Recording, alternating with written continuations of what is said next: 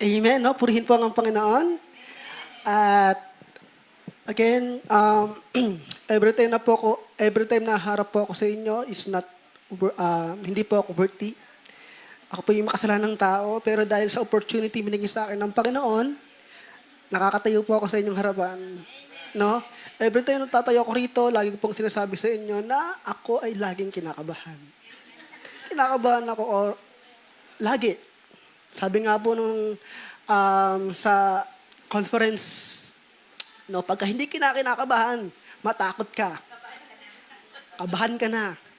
Kasi hindi baka ang Diyos baka hindi na ang Diyos ang pinaglilingkuran natin. No? Kabahan ka, alright, para sa ating Panginoon. Kasi we are not relying on our strength, but we are relying on our strength of God. No, purihin ang Panginoon kasi meron tayong opportunity na makapagbasa ng salita ng Diyos, makapag-aral ng salita ng Diyos. No? At alam naman po natin na marami na pong taong ayaw sa Diyos. Ayaw na sa Diyos kasi inuuna lahat ng bagay. Pero dahil nga po tayo ay tinawag ng Panginoon, dahil tayo ay pinili ng Panginoon, no, narito po tayo para purihin at awitan siya. No, kaya nga po, wag po nating sayangin ang opportunity na makapaglingkod sa ating Panginoon. Kasi po, sa dami-dami ng tao, tayo ang ipinili niya, iniligtas niya, at isasama sa susunod na kabanata. Ayan. Amen? Amen. Again, kung ating babalikan yung ating topic this month is all about being relevant. Being relevant. No? And yung relevant na po yon ay inalintulad po sa eschatology o end times. No? Sa pag-aaral ng huling panahon. Kung pag-aaralan po natin ito, nakakatakot talaga. Pero dahil sabi ng ating Panginoon, sabi ng Bible, it gives us comfort para sa mga Kristiyano. Pero po, isang tanong, paano po yung mga may iwan? Paano po yung mga may iwan? Alam naman po natin, sabi ng Bible, na hindi po lahat may sasama. May maiiwan. Ako po, ilang beses lang akong iniwan. Joke lang. Purihin po ang ating Panginoon. May plano ang Panginoon. Amen? Para po sa ating pagpapatuloy, tayo po ay tumayo. Tayo po ay tumayo at tayo po ay manalangin, no? Amen. Purihin po ang Panginoon. Tayo po ay magsaya dahil malapit nang dumating ang Panginoon. Let's pray muli, Panginoon. Maraming salamat, Panginoon, sa biyayang patuloy niyo nga po, Panginoon, inibigay sa amin, Panginoon. We are not worthy, Panginoon. Kami po ay mga makasalanan ng tao. Na kung saan, Panginoon, binigyan niyo po kami ng opportunity na makalapit nga po, Panginoon, sa inyong kapaanan, Panginoon. Muli, Panginoon, lahat po ng aming mga pagkukulang, nagawang kasalanan laban sa inyong harapan, ikaw nga po patuloy ang magbigay sa amin ng kapatawaran, Panginoon. Sa mga iniisip, sa mga nagagawa, at patuloy na ginagawa, Panginoon, ay ikaw nga po ang magbigay sa amin ng kapatawaran, Panginoon. Dahil nga lang po, Panginoon, sa dugo ng ating Panginoon, Panginoong Jesucristo, Panginoon, ay nakakalapit po kami, Panginoon, sa inyong paanan, Panginoon. At maraming salamat sa blessing na yun, Panginoon. Kung wala po, Panginoon, ang pagbubo ng dugo, Panginoon, ay wala pong kaligtasan. Purihin ka, Panginoon, at ikaw nga po, Panginoon, ang maglaban sa anumang uri ng gawa ng kalaban. Pinupurit mo na pasalamatan ka namin sa pangalan ng Panginoong Yesus. Amen. Purihin po ang Panginoon. Tayo po ay lahat ay makakaupo na. Again, sinabi ko nga po sa inyo kanina, ang ating pinaka-team topic this month of November is all about eschatology. No? Noong nakaraan, yung mga November 1, nagkaroon po tayo ng mga araw ng patay. No? Paano po natin tulad po ito sa ating pag-aaralan? Mamaya po, sasabihin ko po sa inyo. No, again, ang topic po natin ngayon is all about being relevant or study of end times. Alam naman po natin, itinalakay po ng mga ating mga pastors, sa ating mga preacher, ang Bible po ay relevant. Siya po ay kinasihan ng Diyos, siya po ay inspired and by God. No? At wala po tayong ibang pag-aaralan ngayon kundi ang Biblia. Amen? Ngayon po, tingnan po natin. No? Bago po tayo pumunta sa ating topic, no, panoorin niyo po itong short clips na nakuha ko po sa YouTube. Right.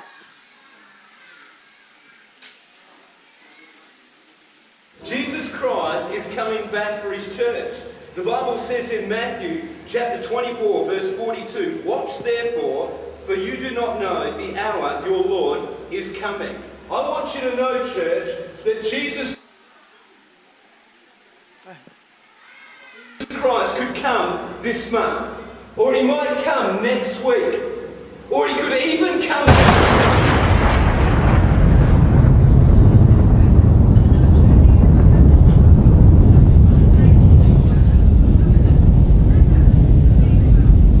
Yung mga naiwan. Amen, no? Mga naiwan. Ayan, no? Ayan po ang rapture. Ayan po ang rapture.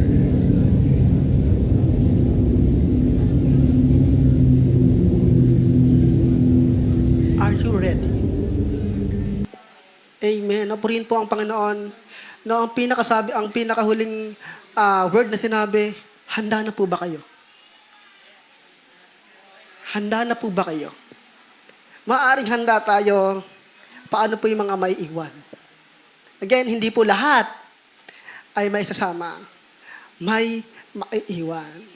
Kaya po ang pinaka-title natin ngayon is Left Behind. At sa Tagalog, may maiiwan. Again, ready na po ba tayo? Ready na po ba tayo mag-aral ng salita ng Diyos? Amen. No? Bago po tayo mag-start and talakayin po natin about quick trivia about the word rapture. Next slide. Quick trivia about the word rapture. Sabi po rito, the word rapture does not appear in the Bible. Again ha, the word rapture does not appear in the Bible.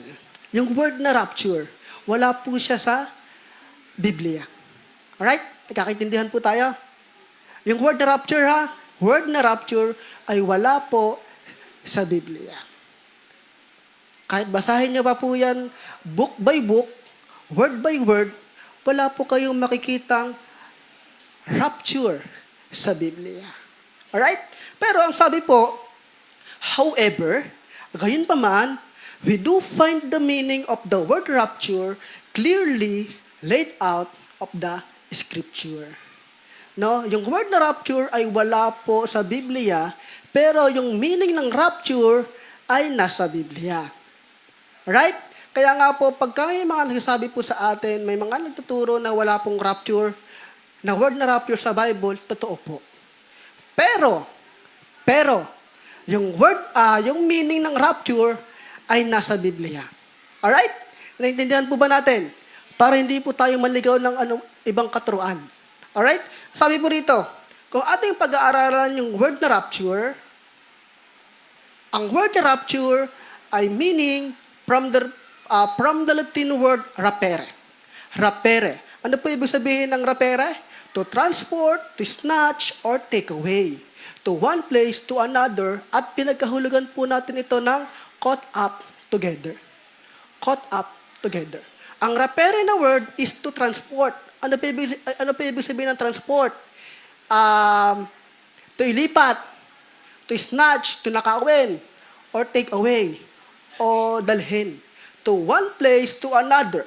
At kung bibigyan po natin ng kahulugan sa Bible, may word na tinatawag na caught up together. Ngayon, ano pong verse ang may word na caught up together? Alright? Sabi po sa 1 Thessalonians 4:16, "For the Lord Himself shall descend from heaven with a shout, with the voice of the archangel, and with the trump of God, and the dead in Christ shall rise first." Sa 17, "Then we which are alive and remain shall be caught up together with them in the clouds to meet the Lord in the air, and so shall we ever be with the Lord." Pagka may nagsasabi po sa atin ng the word rapture, ay wala sa Biblia, maniwala po tayo. Pero, gayon pa man, ang kahulugan ng rapture o rapere ay meron po sa Bible. Na nagpapatunay po ito sa 1 Thessalonians 4:17. Alright?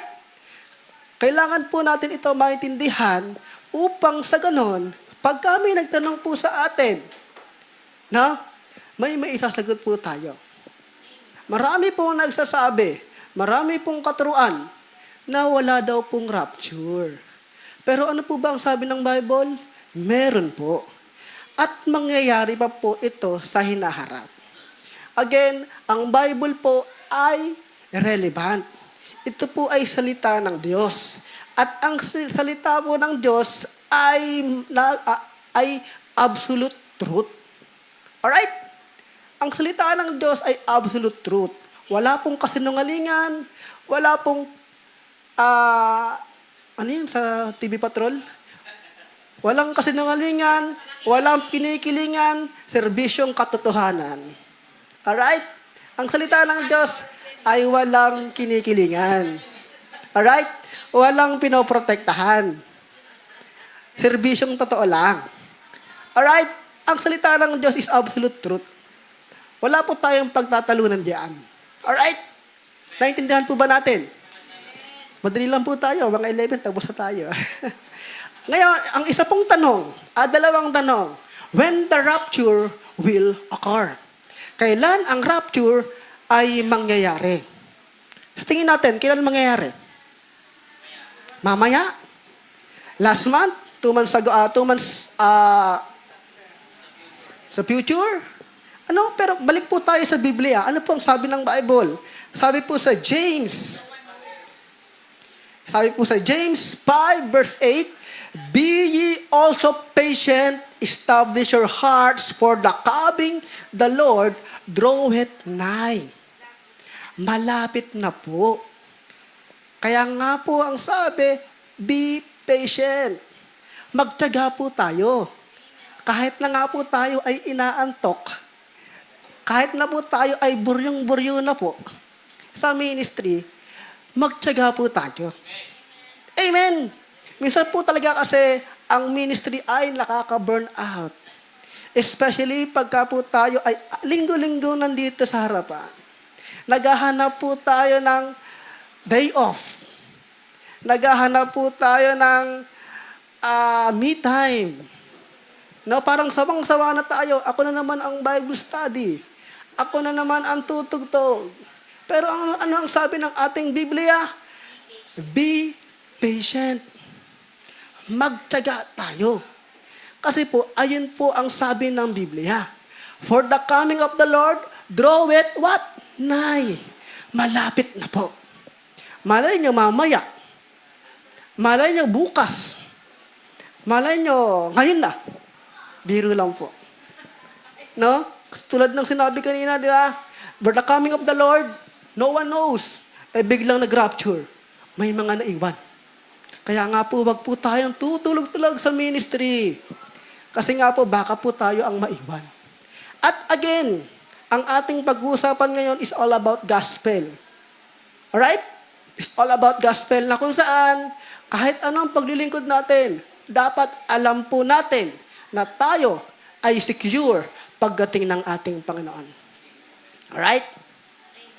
When the rapture will occur, before the tribulation begins. Ano po ang tribulation na sinasawag? Ito po yung puot ng Diyos o galit ng Diyos. Alright? May mga marami po kasing katuruan na lumalabas. Pero ang Lakeview Southern Baptist Church ay naniniwala po sa pre-tribulation. Alright? Ano po ang sabi? Sabi po sa Bible, tama ba? 1 Thessalonians 5, 9-10, sabi po rito, For God hath not appointed us to wrath, but to obtain salvation by our Lord Jesus Christ, who died for us, whether we wake or sleep, we should live together with them. No, ang Lakeview Southern Baptist Church po ay naniniwala po sa pre-tribulation.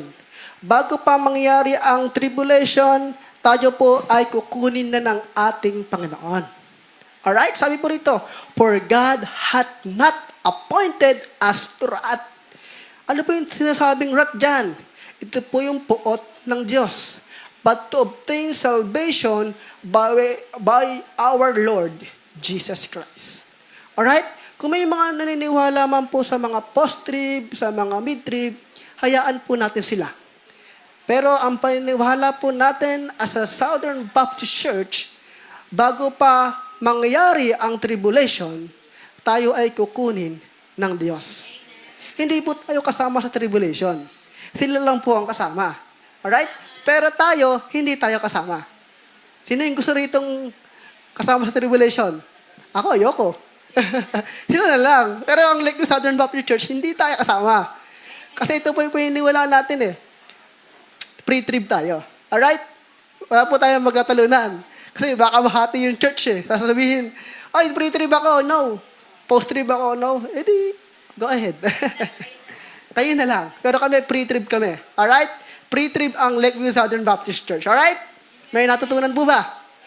Rapture, rapere, from Latin word rapere, which means caught up, to snatch, take away, or transport. Alright? Alright? Again, Matthew 24, verse 43. Sabi ng Panginoon, ang Panginoon nagsasalita po dito. Sabi rito, unawain ninyo ito, kung alam ng may-ari ng bahay kung anong oras sa gabi, darating ang magnanakaw, siya'y maghahanda at hindi niya papayaang pasukin ang kanyang bahay. Alright? Kung ating pag-aaralin, ang sabi ng Panginoon, unawain natin ito. Kasama po ako. Ito, kung alam na may-ari ng bahay kung anong oras sa gabi, darating ang magnanakaw, siya'y maghahanda at hindi niya pababayaang pasukin ang kanyang bahay. Darating ang magnanakaw. No? Again, kung ating i-clarify ko lang po, ang ating Panginoon ay hindi po magnanakaw. Alright? Inarintulad lang ang pagdating ng Panginoon sa magnanakaw. Baka sabihin po natin, galit ang Panginoon sa magnanakaw. O ba't ang Panginoon ay nagnakaw? Hindi po. No? Ang pagdating ng Panginoon ay katulad ng isang magnanakaw sa gabi. Alright? Isang magnanakaw. Hindi po siya magnanakaw. Ang Panginoon, kundi tulad ng isang magnanakaw ang pagdating ng ating Panginoon. Ngayon, kung ating pag-aaralan ang isang magnanakaw, ang sabi rito sa letter A, ang magnanakaw ay hindi nagsasabi dahil siya ay mahuhuli. Totoo po, relevant. Relevant po ba? Ang isang magnanakaw ay hindi nagsasabi dahil siya ay mahuhuli. No?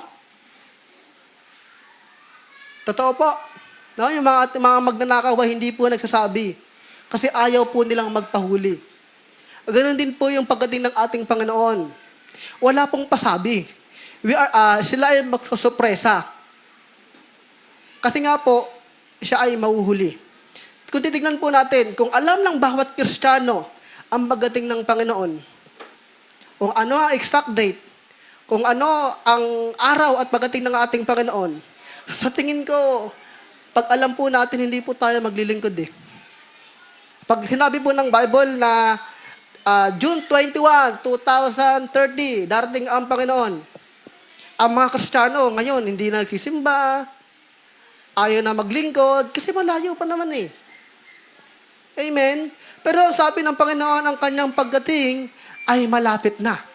Alright? Alright? At hindi siya nagsasabi at hindi nagpapahuli. At hindi siya ay mahuhuli. Number 2, sabi rito, hindi niya kinukuha lahat ng nasa loob ng bahay, kinukuha niya lang ang mahalagang muebles. Ang pagdating ng Panginoon ay hindi po kinukuha lahat. Kinukuha niya lang po yung mga kinukuha niya lang po yung mga mahalagang muebles o precious jewels. Alright? Ngayon, kapag tayo po ay nakilala sa ating Panginoon, tayo po ay mga mahalagang jewels sa harapan ng Panginoon. Ngayon, yung mga hindi po nakakilala, sila po yung mga may iwan. Kinukuha niya lang ang mga mahalagang jewels. Amen. Kaya nga po, no, tayo ay mahalagang muebles sa ating Panginoon. Kaya nga po, kung yung mga taong mga nag-iisip na walang nagmamahal, meron po ang ating Panginoon. Mahalaga ka sa harapan ng Panginoon.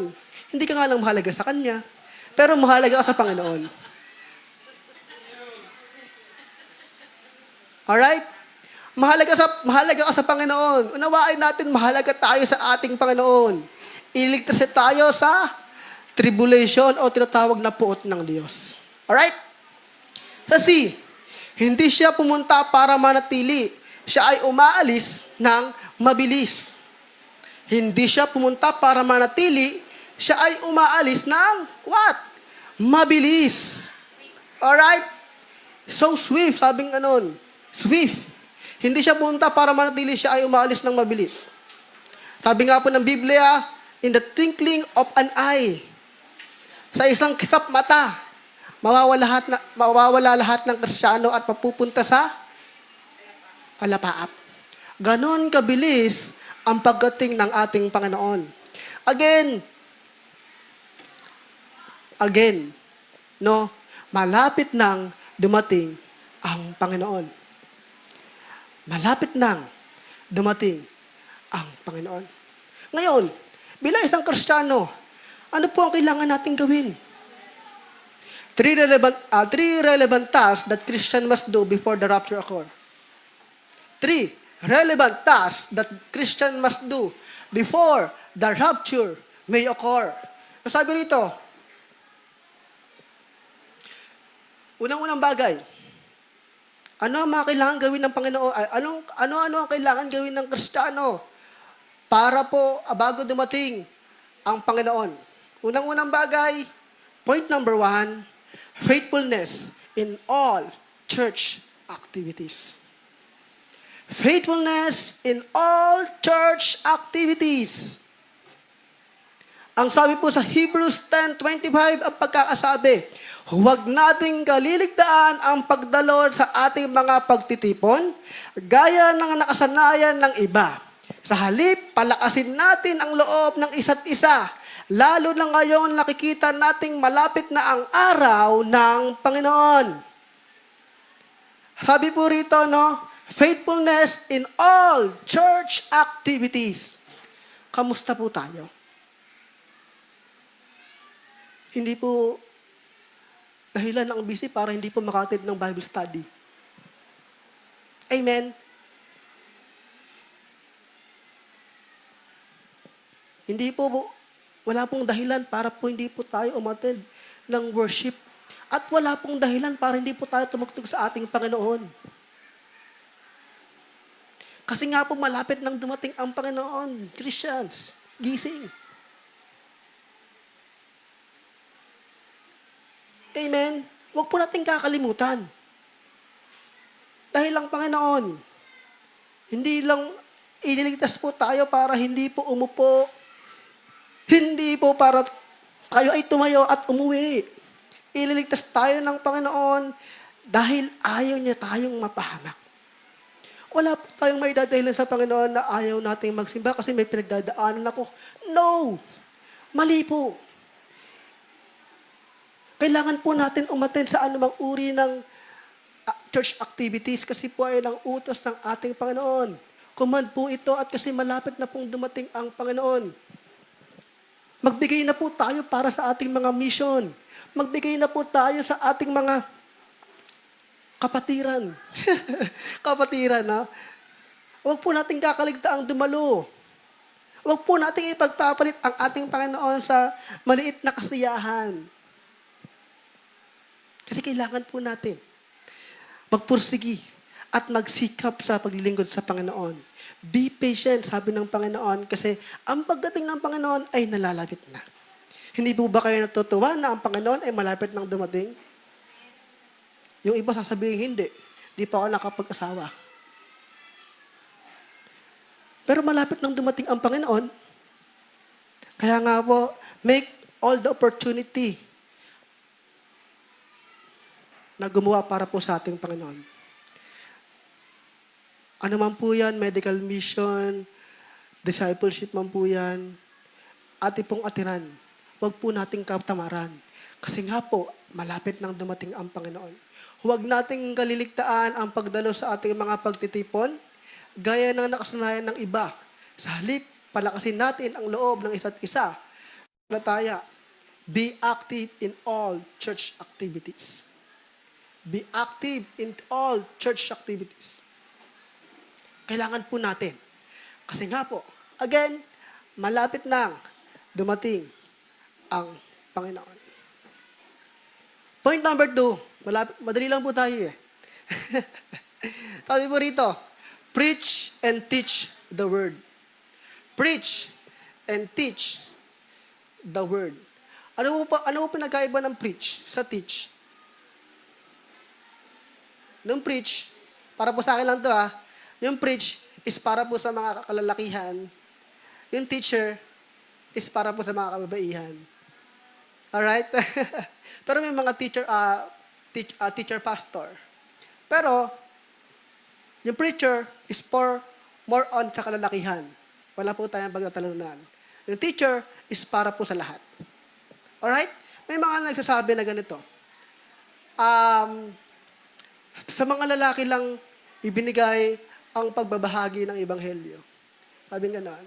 Pero, kung titingnan natin at pag-aaralan po natin sa Bible, may mga kababaihang nag-share ng salita ng Diyos. Again, guys, preach the word. Women, teach the word. Paganda, no? Preach and teach the word of God. Soul winning. Soul winning. Mag-soul winning tayo. Kasi yung turo ng CBC. Turo rin ng church, syempre. Diba? Kasi mandato ng church ang pag-soul winning. It is not a program. It is a mandate by our Lord Jesus Christ. Sabi po rito, kung ating babalikan ang ating responsive reading, sabi po rito sa Lucas 17 verse 34, sinasabi ko sa inyo, sa gabing iyon, may 2 taong nasa isang higaan, kukunin ng isa at iiwan ang isa. May 2 babaeng magkakasamang nagtatrabaho sa gilingan. Kukunin ng isa at iiwan ang isa. 36, may 2 lalaking nagtatrabaho sa bukid. Kukunin ng isa at iiwan ang isa. Diba? Again, pagdating po ng rapture, may iwan. At ang sabi rin po ng Bible na may iwan. May 2 lalaki nagtatrabaho sa bukid. Kukunin ang isa at iiwan ang isa. Let's say, yung may iwan ay kasapi po natin sa pamilya. Paano po gagawin natin nun? Let's say tayo yung kukunin ng Panginoon pero yung isa sa ating pamilya ay may iwan. Paano po yun? Mapalad na po meron na po yung mga pamilyang buo nagsisimba. Pero what if yung isa sa may iwan yung isa sa iyong pamilya? Paano po yun? Kasi po, sabi po ng Bible, may iwan. Hindi po lahat kukunin. At sana, pagdating po ng tribulation, may maliligtas pa po. At sana, bago pa ang tribulation, ang rapture, ay masira na po natin yung ating mga pamilya. May dalawang lalaking nagtatrabaho sa bukid. Kukunin ng isa at iiwan ang isa. Para lahat po ay magkakasundo-sundo na. Pero what if yung mga may iwan is kasama po natin sa ating tahanan? Paano po sila? Kaya nga po mahalaga po ang soul winning, mahalaga po ang discipleship para sila ay makaiwas sa puot ng Diyos. Soul winning. Yayain mo sa simbahan, mag-Bible study po tayo doon. Ipanalangin po natin yung ating mga members sa simbahan, ay mga members sa pamilya na hindi pa nakakilala sa ating Panginoon. Kasi nga po, kalunos-lunos po ang kanilang haharapin kung sila po ay hindi makakilala sa ating Panginoon. Ano po yung survival kit ng mga maiiwan? May survival kit po eh. Yung wag po sila magpapatatak ng kahit anong mangyari sa noo ng 666. Kaya sabi sa pag-aaral, pagka hindi po sila hindi po sila natatakan, hindi po sila makakakain. Sila rin po ay mamamatay. Nakakatakot po ito para po sa ating mga pamilya hindi pa po nakakilala sa Panginoon. Again, pero po sa mga Kristiyano na alam na po nila na sila ay ligtas na, ito po'y blessing. Wala na po, no more pain. No more, ano pa ba?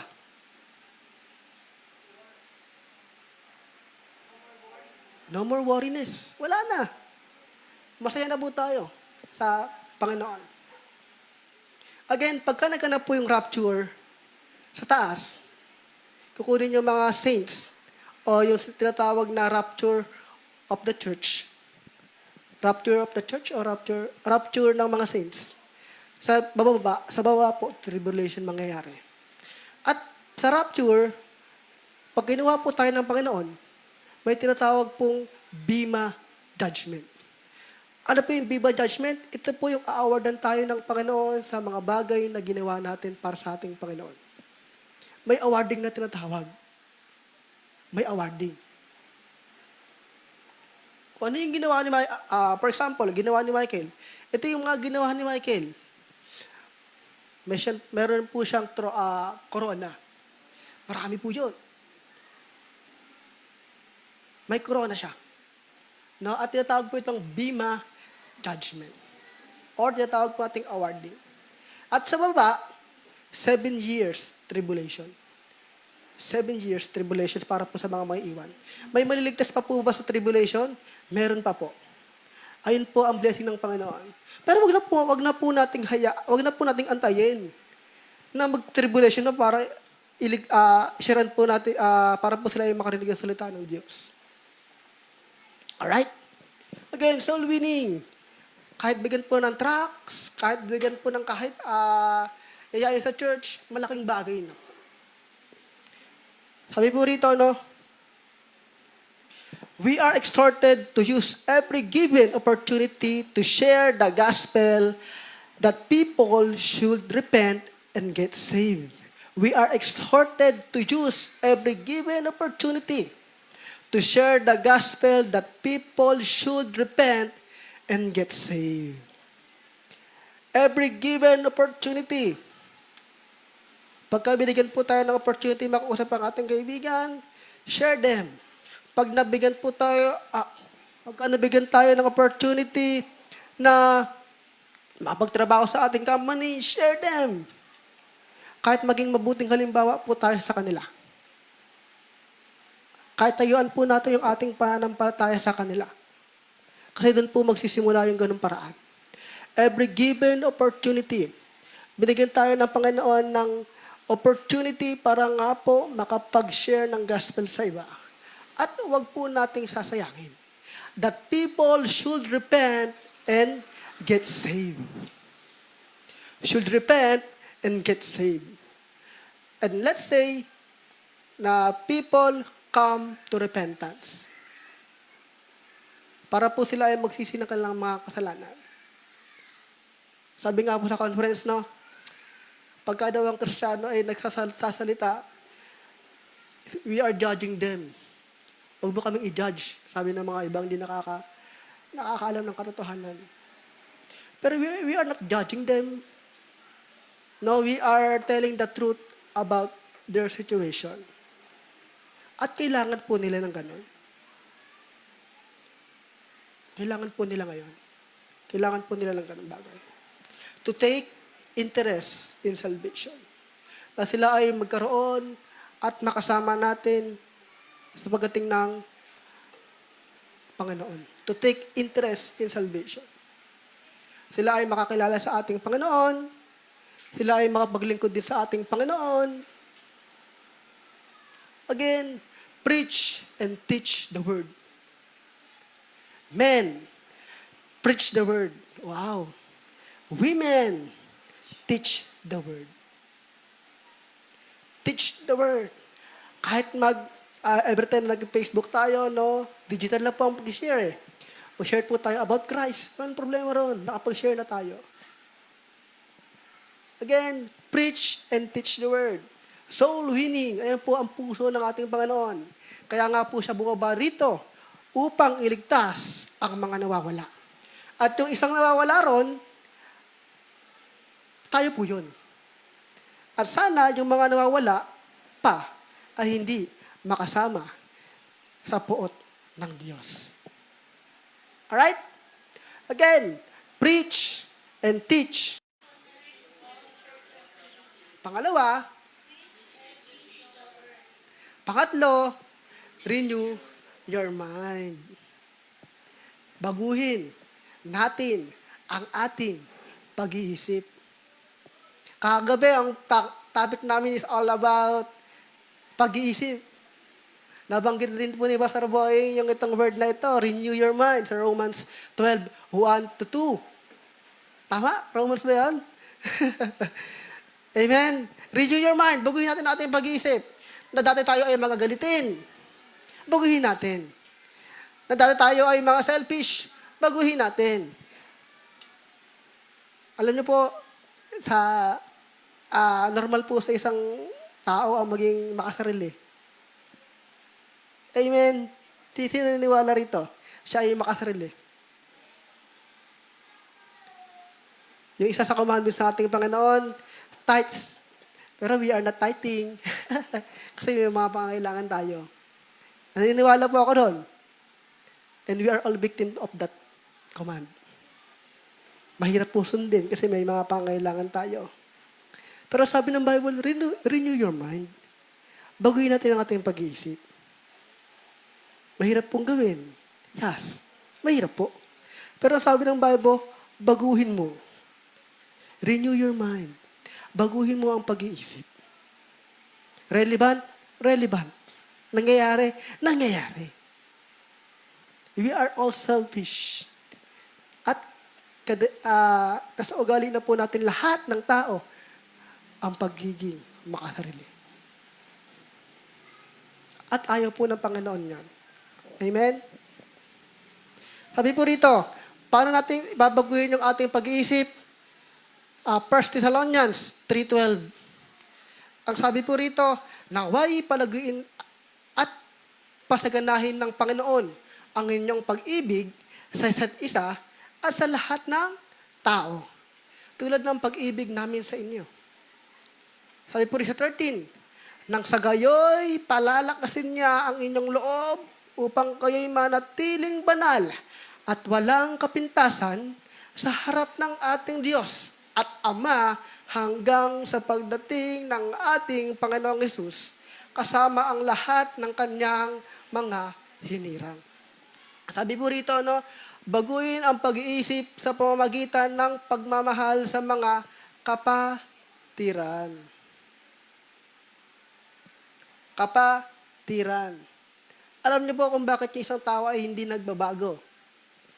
Kasi nga po, hindi po nila napifeel na sila ay kamahal-mahal. Hindi po nila napifeel na sila ay kay mahal-mahal, kamahal-mahal. Kaya nga sabihan niyo yung mga katabi niyo ng I love you. I love you. Para ma-feel nila na makamahal-mahal sila. Wala sa akin nagsasabi ng I love you, pero sinasabihan ko sa sarili ko, I love you. Biro lang, biro lang. Loving brethren, no? Naway palaguin at pasaganahin ng Panginoon ang inyong pag-ibig sa isa't isa sa lahat ng tao, tulad ng pag-ibig namin sa inyo. Sino po yung nagsasalta rito? Si Paul. Si Paul. Sabi niya, baguhin natin ang ating pag-iisip sa pamamagitan ng pagmamahal natin sa ating kapatiran.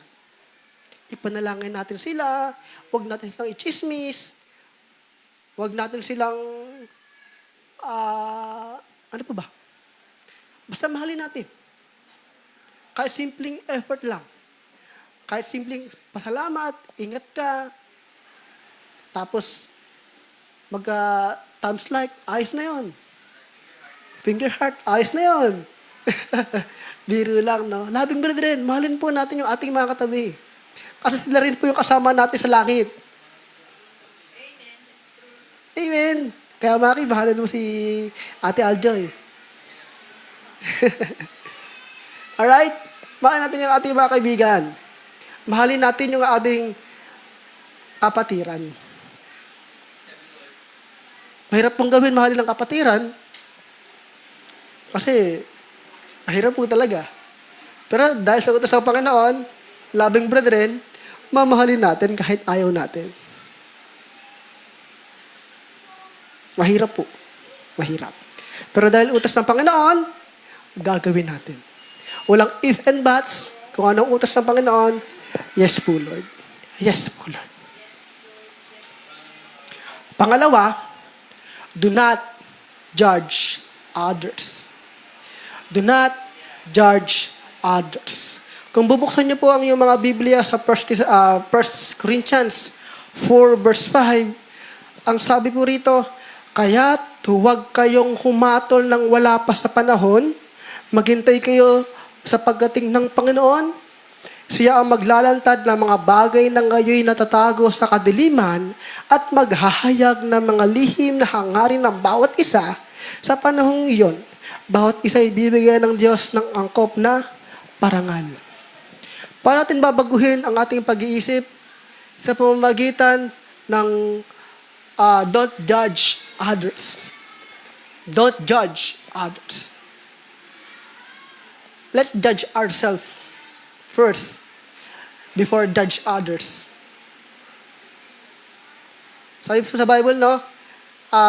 Kinokorek mo yung mukuta ng iyong kaibigan. Pero yung sa'yo is palaki pala troso. No, do not judge others. Kasi ang Panginoon lang may kapangyarihang mag-judge ng others.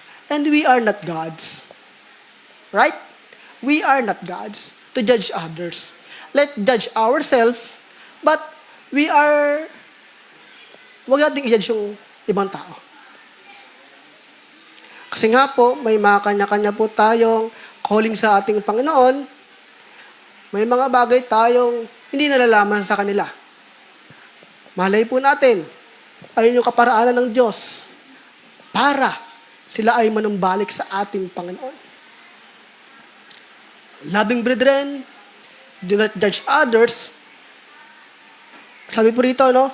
Siya ang maglalantad ng mga bagay na ngayon natatago sa kadiliman at maghahayag ng mga lihim na hangarin ng bawat isa. Sa panahong iyon, bawat isa ay bibigyan ng Diyos ng angkop na parangal. Do not judge others. Do not judge others.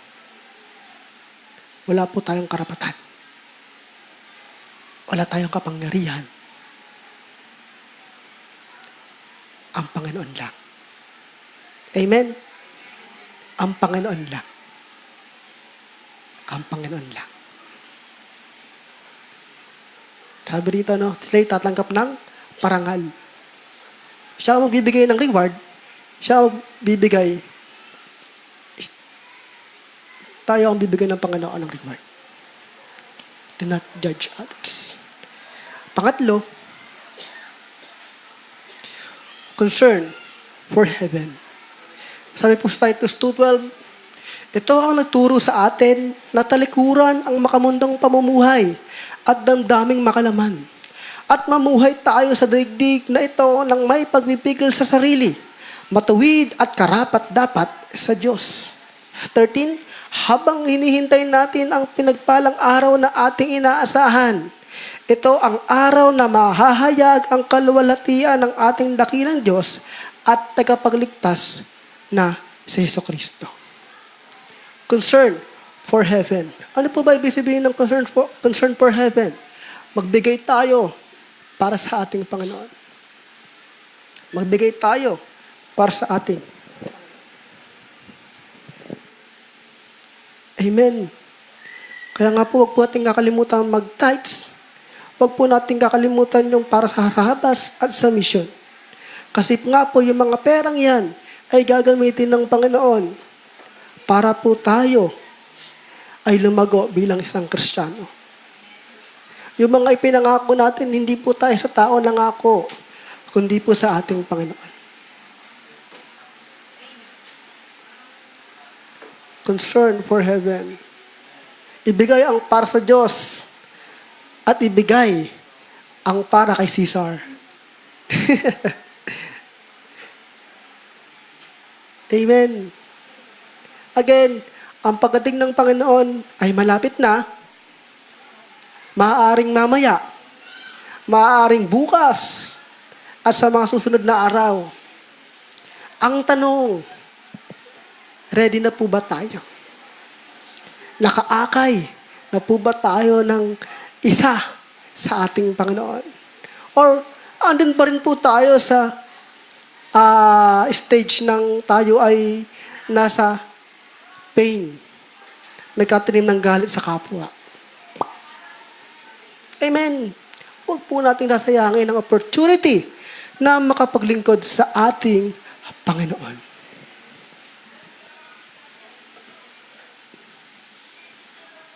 Christian life is not a playground. It is a battleground. Tandaan po natin, Christian life is not a playground, it is a battleground.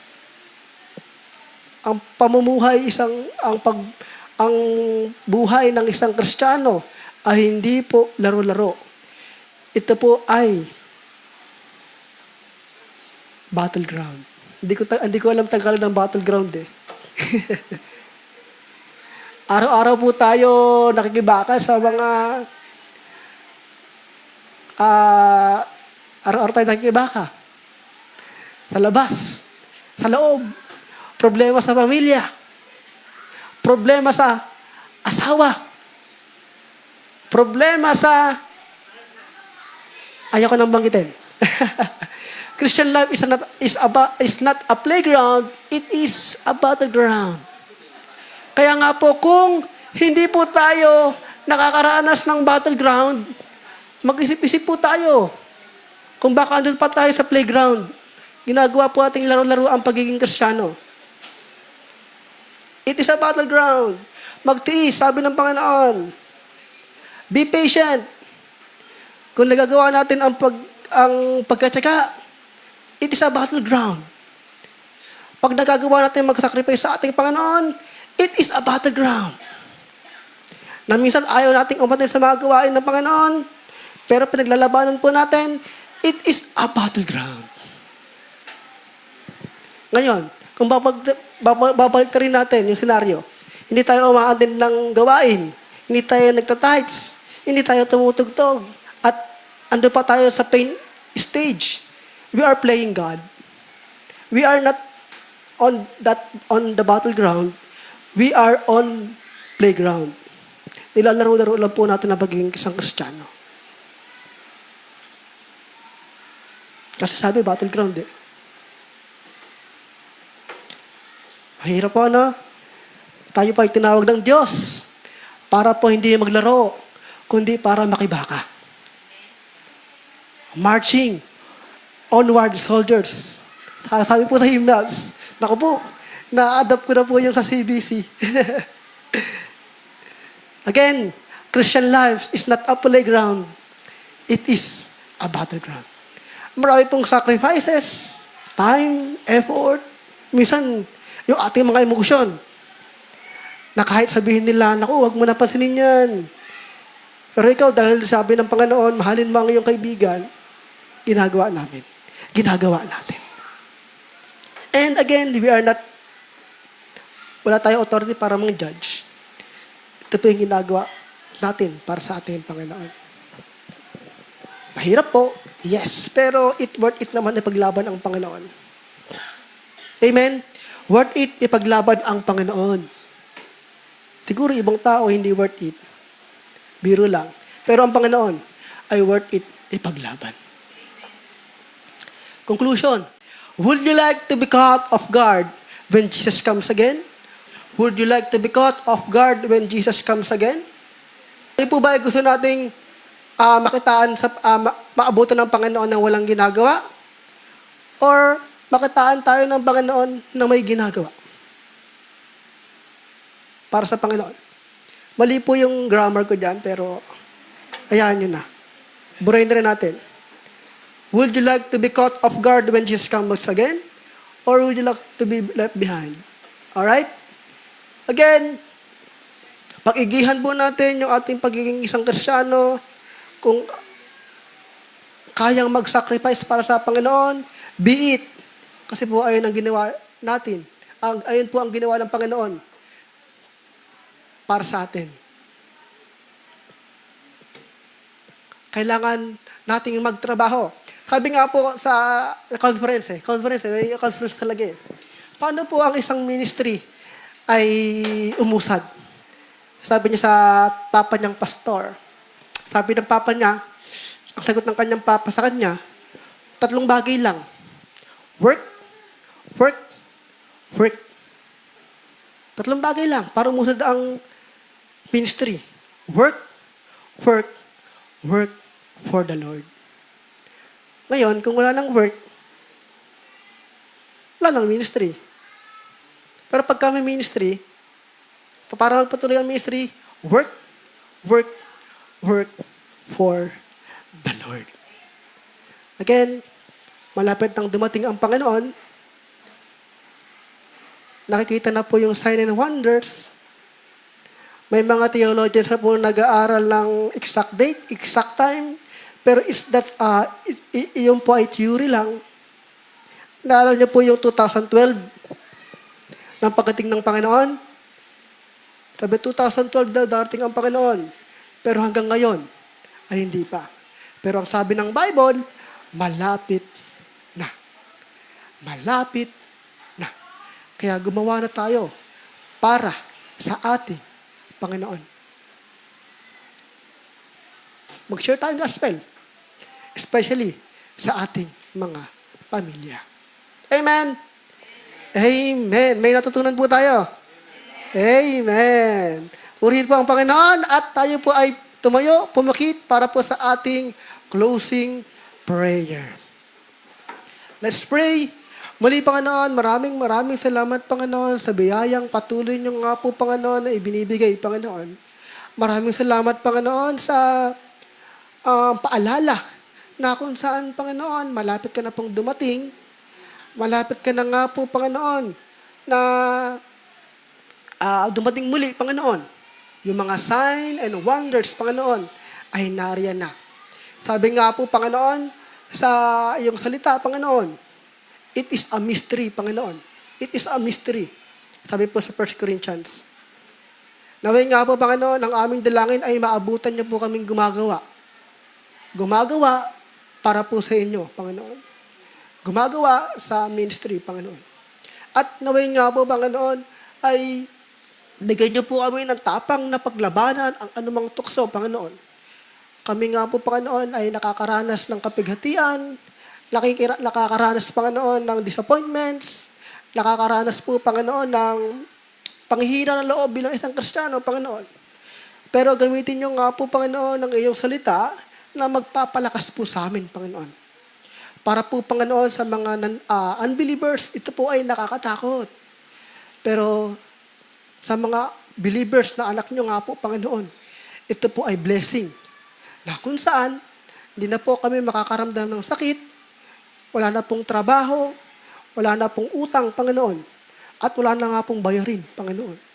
Dahil ang pagdating nyo nga po, Panginoon, ay aming inaasahan. Lahat po ng aming gagawin dito ay may reward pagdating nyo, Panginoon. Kaya nga po, tulungan nyo po kaming magtiyaga, tulungan nyo po kaming magpatuloy, na every time na parang ayaw na namin, Panginoon, ay palalahanan po kami ng banal na Espiritu na tumayo, magpatuloy sa aming nasimulan. Samahan niyo po kami. Kami po ay nadadapa. Kami po ay nakakagawa ng kasalanan. Ang aming panalangin, tulungan niyo po kami makatayo at manumbalik muli sa aming nasimulan. Ibalik niyo po yung init ng paglilingkod. Dahil, Panginoon, ang mandato niyo po sa amin ay mag-share, ibahagi ang salita sa iba. Ituon niyo po ang aming isipan sa inyo. Ang mga material na bagay ay nawawala. Pero yung mga bagay na pang eternity ay hindi nawawala. Kasi nga po, Panginoon, ayun po ang pangako niyo. Na lahat ng bagay ay mawawala. Pero yung mga bagay na hindi nakikita ay hindi nawawala. Keep the faith, keep marching on, and keep serving on. Purihin ka sa pangalan ng Panginoong Yesus. Amen. Lahat po tayo ay makakaupo na. Purihin po ang Panginoon. Purihin ang Panginoon.